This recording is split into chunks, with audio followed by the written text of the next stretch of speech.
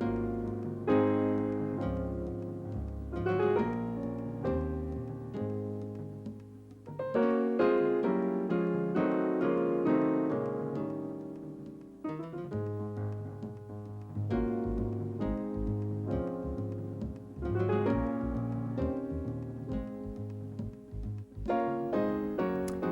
welcome to Off the Page. My guest today is a world-renowned mystery writer.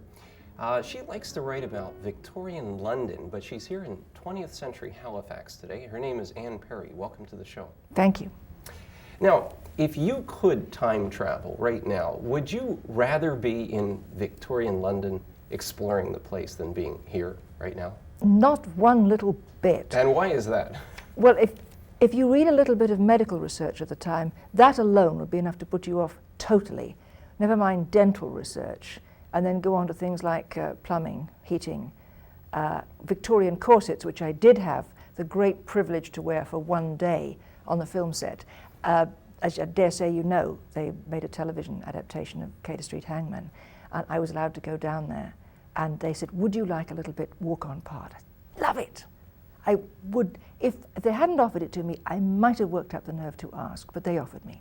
So yes, and they dress you practically from the skin out, and the Victorian corsets were quite an experience. They don't necessarily catch you where you had expected. I would have thought it would have been sort of about there that would have been the most painful, but it's not, it's under about there. So you did get to experience Victorian the life for a very short amount of time. I didn't have to put up with Victorian heating or medicine, thank heavens, or dentistry. But I wore the clothes, and they were hot and heavy. And I now know why the Victorian women walked with such beautiful posture. You have absolutely no choice. Ooh, a lot of pain and suffering back then. And you know a tremendous amount about Victorian times, which I guess is partly why you're quite happy to not be there. But what's the attraction? What's the literary attraction to write about that time? Well, I do mystery stories, partly, not that I'm obsessed with mystery, but when you write something and the publisher says yes instead of 20 years of no, I mean, that's magic enough. But I think mystery set in that period, it's close enough to our time that we can understand the way they think, they speak, a lot of what goes on. It's not so far removed, and yet it is before forensic science and detection. And I don't want to be bothered with having to learn about bloodstains and ballistics and fingerprints. I want my detectives to use the sort of common sense and knowledge of human nature that we all have. Any reader who reads detective stories can work out plots that are based upon character, observation of behavior, understanding of human beings, and a memory of who said what. Well, that's interesting. More the human psychology, yes, less more. the scientific It's really aspect. a novel hung on the peg of a mystery. Yeah. Now, I always think of Victorian times, many of us do, as this time of great hypocrisy. Is it really more hypocrisy then than now?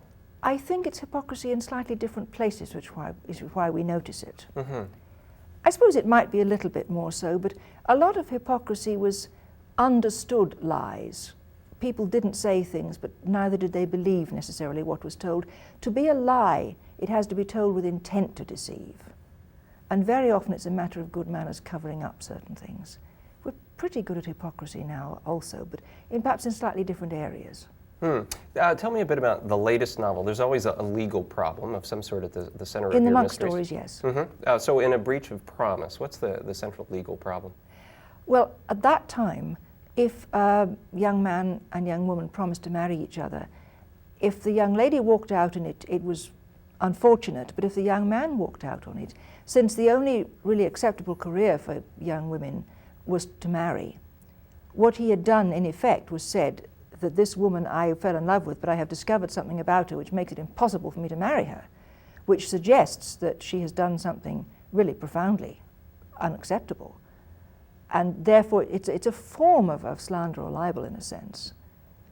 It's not saying I wasn't in love with her, I didn't care for her, it's saying she's unmarriageable. I've discovered something. Deal. Yeah, I've discovered something about her, probably that her morality is totally unacceptable. And therefore, if he asked her to marry him, she said yes, and then he walked away just before the wedding, it has ruined her. Wow. And ruined so, in the sense of entire life socially, yes, down the socially, tubes. yes, pretty well. Therefore, it really is a very serious thing to have happen. And Oliver Rathbone, the lawyer in my story, is approached by this young architect who says, I am going to be sued for breach of promise. Not only is she a perfectly acceptable young lady, she's charming to look at, good manners, her reputation's above board, she's financially as she should be. I am not in a financial position to be unable to marry, which of course many young men didn't marry because they couldn't support a wife.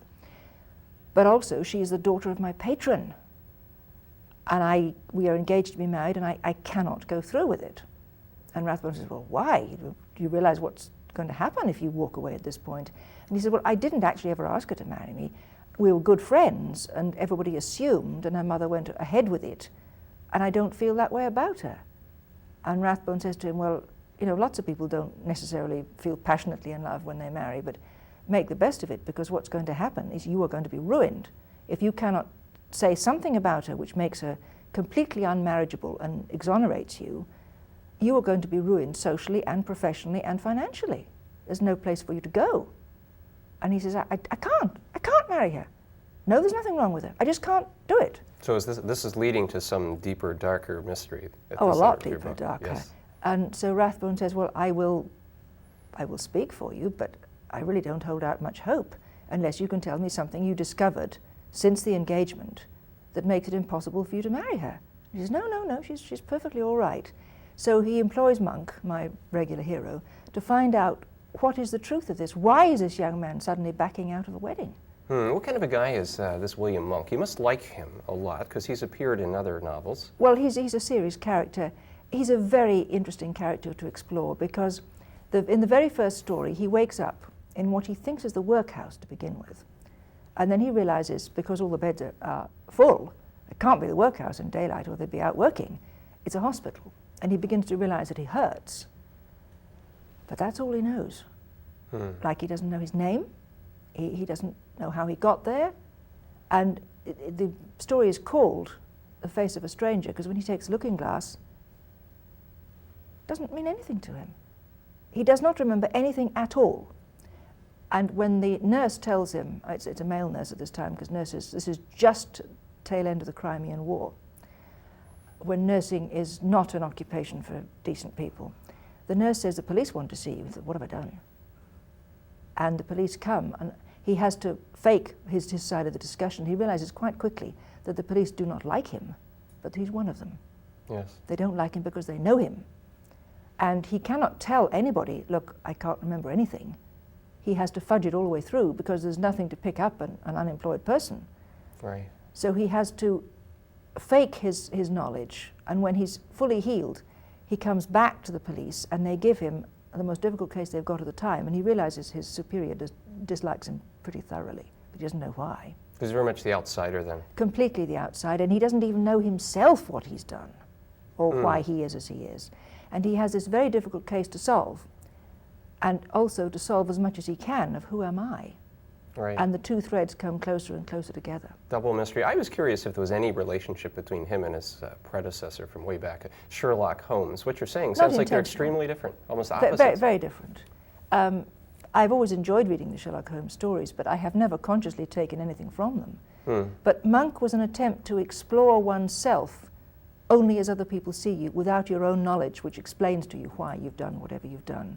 Right. So that ultimately, Monk, in some future point, he's slowly moving towards learning to judge others with the same compassion and understanding that you would judge yourself.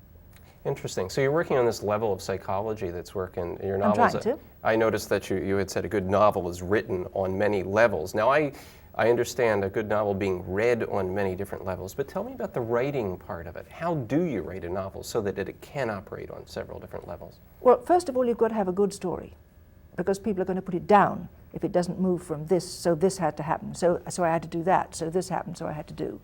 You've got to keep people turning the page. You've got to pace it so that it varies in tone and speed, otherwise it's going to get monotonous. You've got to develop your characters, not only within this story, but if you're doing a series, within all of them. And I would like also to explore some social or moral issue which is of interest to me, and I hope to the readers. And you've got to put your own beliefs in life into it. Your voice will be there whether you wish it to or not. Unless you're plagiarizing somebody else or imitating somebody else's style, which let's hope nobody is. You seem to be digging deeper into this issue of moral responsibility and all of its complexity, which in some ways seems to me quite different from a lot of current contemporary American slick murder mysteries that I've come across in recent times. Why is that an important part to you? Can there possibly be anything more important than discovering who we are, where we've come from, where we're going and why, what is right and what is wrong? Isn't that the sort of primary human preoccupation? What is right? I don't know. Maybe it isn't for everybody today. Maybe this is a Victorian idea. No, it's a timeless idea. I know lots and lots of people who, in their own form, are saying, who am I? What is right? We all would like to be happy, whether we put it into those terms or not. And for many people, doing what is right equates with being within oneself, in a long term, happy. Okay. Now, how do you weave that into a novel without being too preachy, without your reader saying, I see what she's trying to tell me. Yeah, you know, this is right and that's wrong, that kind of thing. If the person feels preached at, you haven't done it very well. It has to be the primary concern of one of your characters. Somebody has to be struggling to come to terms with something, because you can identify with a person. You shouldn't be hearing the author's voice. Mm-hmm. Otherwise you should turn off. It's like seeing the wheels.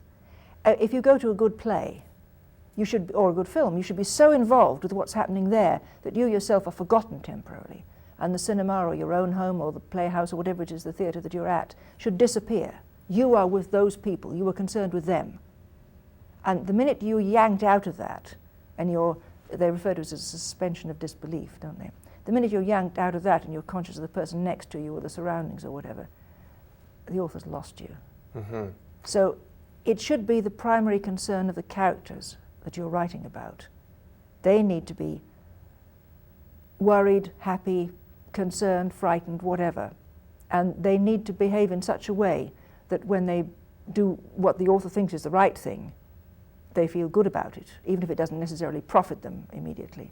And when they do something that's the wrong thing, in time, they need to see that it was the wrong thing. And many of your characters too have these secrets, these dark secrets, and of course they're darker because they're Victorian. Everything seems to be Victorian. Isn't that fun? Well, yeah. But I'm wondering, is that true? Does everybody in the real world outside the novel harbor some kind of a dark secret that just hasn't been found out yet? No, not necessarily, of course. But I mean, dark is relative. Yeah. It may be the darkest secret imaginable to a 14-year-old if actually they took the jam out of the larder. I mean, it would probably all do it, but it's relative. And it may be something that is not necessarily evil, simply that you feel foolish. I mean, we'll go to great lengths to hide something that makes us look stupid. I mean, it may be that you're in love with somebody who's not in love with you. Now, there's nothing wrong with that, and it's probably happened to all of us. But you may not wish other people to know that. Is this a moral world that we live in? Do bad guys get caught and get punished? No, not this world, not the real world. In your world of the novel, that's maybe the one that we should focus on. Not necessarily at all. And the lines between good and bad are well, it's not a case of bad guys and good guys. It's a case of people who make mistakes sometimes through circumstances that they didn't understand, or they make a single wrong choice. Sometimes it's just people who are innately selfish. Their own needs and wants fill the world for them. But no, sometimes it's very much in the long run. And it may not be visible, certainly not in a legal sense does everybody get caught. Not necessarily does everybody even get exposed and known to others that they've done something that they shouldn't. But in my belief, all anybody really has is what they are. And if you do something ugly, you diminish yourself. And that should come through. That if you have done something selfish, ugly, cowardly, dishonest, you have diminished what you are. And you are left with that.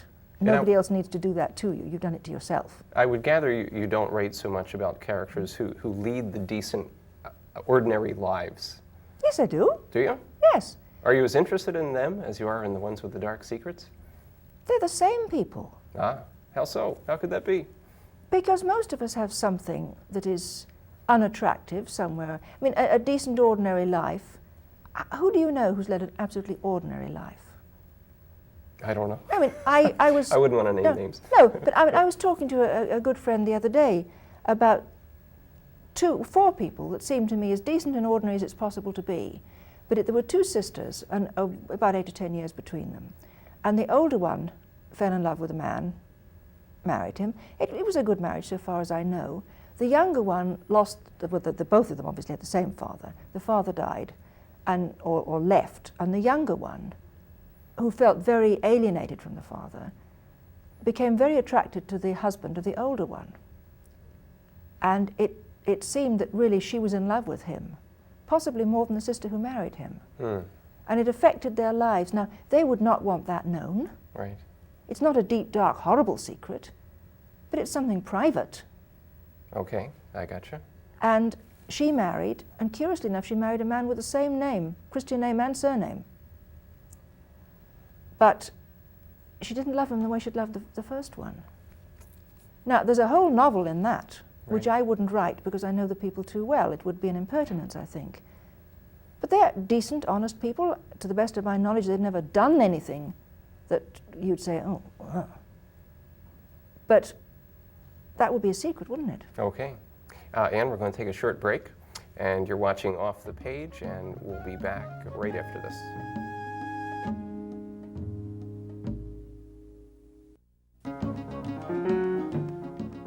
This series is brought to you as a public service by Mount St. Vincent University.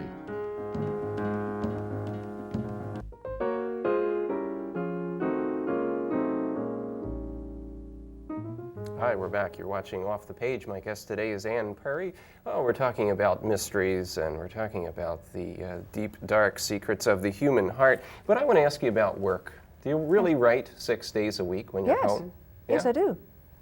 Does it make you happy? Oh, yes, that's why I do it. I don't work on Sundays because it's against my religious conviction, but I like Monday morning. Wow, you look forward to sitting down. Oh, yes, yes. And sometimes midnight Saturday night, midnight, I better put this down. Oh, yes, writing is great fun. Don't you find it fun? I do Yes. indeed. I want to know a little bit about the part of the world that you live in, because that is tied in with, as you were saying, you're happy partly because of where you live and the work that you do. Oh, yes, you Where have is to it that stop you me when live? time's up. I live in Easter Ross, which is the eastern highlands of Scotland, really quite far north. I think we're way, way north of where you are here. But it's rainy and foggy all the time and miserable, yes? No, actually, I can say this as far from home as this. I don't say this in London. You can get away with it here. No, because if I said it in London, everybody would be up there, and we don't want Yes. that, because the village has only got 300 people, and that's about right. But actually, that particular village, I live outside the village. I'm surrounded by fields, but it's supposed to be the driest settlement in the United Kingdom. And you had a glorious day here yesterday, and it was a bit like that when I left home. It's the peninsula is about a mile wide. I live on the hill at the top, and I can see the sea in both directions.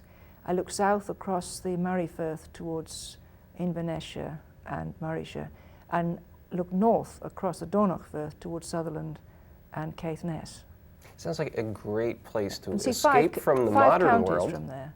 Yes, And right, except that I do have all the modern conveniences. right.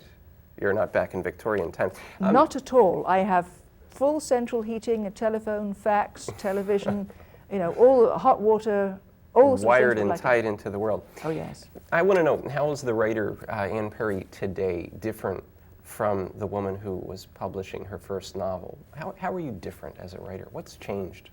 I've got a publisher that I know believes in me, and I've got the courage to say what I feel, not just what I think the publisher is looking for.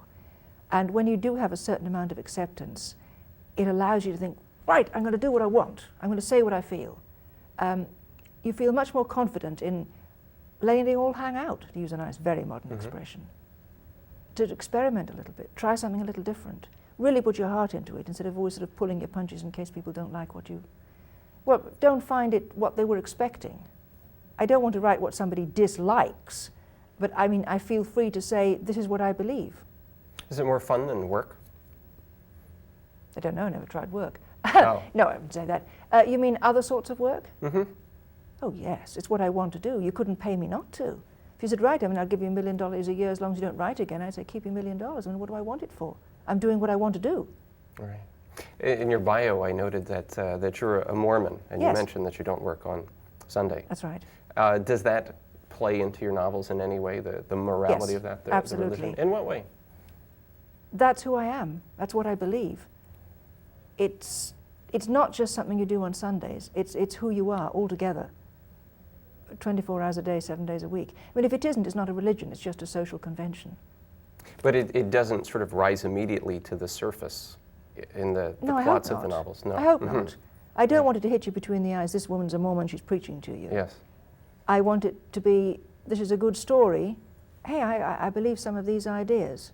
And then possibly, I wonder where she gets them from. Interesting. Now, another thing I noticed from your biography is you were writing for 10 years before the first novel was Good deal published. Is longer that than that. true?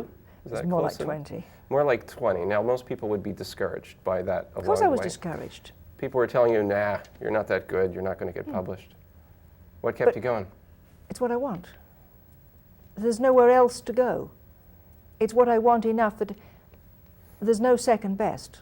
There isn't something else I'll do instead and it'll serve. This is what I want. And if you want something, you keep going, you pay what it costs. And of course, I've cried myself sick, I don't know how many times. If somebody was to say, well, we're going to put this law into effect tomorrow, Anne Perry will never be allowed to have a book published again. I don't know who could create this law, but let's Yes. just say it could happen. Would you continue to write? Probably. Yeah. Why? Somebody would say, well, that'd be crazy. Nobody's going to read what you're writing. It's the joy of making something. Look at all the great artists, musicians and writers through the ages who have created whatever it is they did for the pleasure of doing it without serious hope that someday somebody would regard it as a masterpiece. Many of the great musicians and painters in particular, no notice was taken of them in their own time. We pay millions now for the exchange of their work, but they did it because they wanted to make something. It's necessary. It's like people who sing to themselves. Nobody else is listening. They had a strong belief in the process. Yes, it's enjoyable. It's human beings are created, so they must do something, must make something. How do you know when you're sitting and you're writing if your character is really fully coming to life, if the manuscript is singing? Oh, you don't? No. You have to wait. I may feel that it is, but I could be wrong, and I have been wrong. You write it, you send it off to the agent, you think, God, I've got it this time, and she says, sorry, you're going to have to redo that. What? And they say, well, why? Then she'd go through it and say, well, this and this and this and this. And if you've got a very good agent, as I have, who'll take the time and trouble to explain to you, you think, well, I suppose you're right. And then when you go through it and rework it, you think, well, yeah, she had a point. You send it back and she says, it's coming, but it's not there yet. Go back and do it again. You don't mind that? Of course I mind it, but it's the only way there, isn't it? Right, right. I mean, if Keeps you you want to humble. get there, you do what you have to do. I mean, if she were not right, that might be a different thing, but usually she is right. In some ways, your novels are thematic about specific problems of social elements of Victorian times. And I was wondering, is there... This time as well. If it was Yes. solved then, I wouldn't bother. Unfortunately, most of them are not. Right. Okay, we're going to take a final short break, and we'll be right back with Anne Perry after this.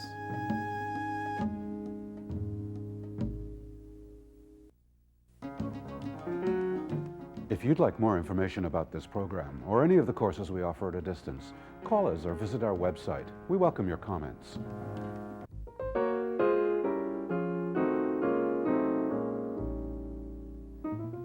My guest today has been Anne Perry, and we've been talking about the dark recesses of the human heart, as well as moral responsibility and all kinds of things that seem to surface in books about crime.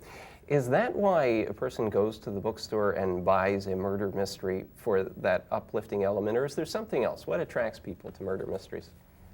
I think to some extent you know what you're getting. You know you're going to get a good, tight plot. You're going to be held by wondering who, why, how. But I think a lot of people like that side, because a lot of good writers address that side. And Yes. that's one of the things I enjoy. But yes, I enjoy the drama of it. We all like excitement. Anne, thanks very much for coming and being on the show today. Thank you. And thanks for watching Off the Page. I'll see you again next time.